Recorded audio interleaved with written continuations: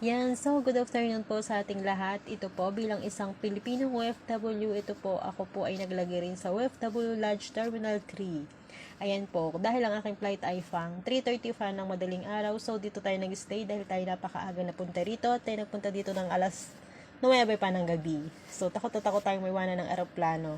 So dito na tayo nag-hintay hanggang pwede na tayong mag-check-in.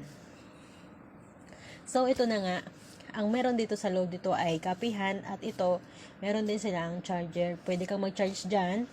Ma-avail natin yan. Wala yung bayad. Libre sa mga OFW yung katulad natin. At itong pinaka-exciting part, ang mga pagkain. So, ayan, may iba't ibang klase silang biscuit at iba't ibang klaseng tinapay.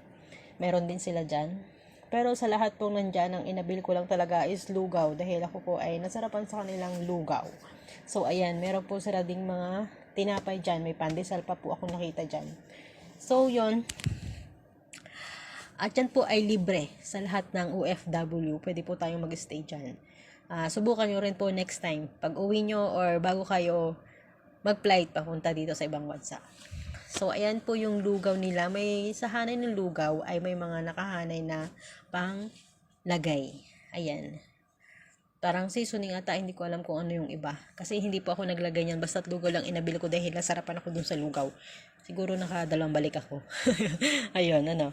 So, ang lugaw po, ayan po nasa gilid. Yung mga itim na yan, yan po yung lagay ng mga lugaw. At siya po yung pinaka bestseller, parang bestseller sa kanilang lahat. Dahil ang bilis-bilis po maubos ng lugaw dyan sa NAIA Terminal 3, OFW Lodge. Ano po. Yun lang.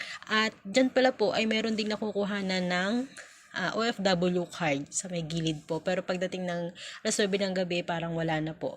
So, yun lang. Thank you for watching. See you in my next video, guys.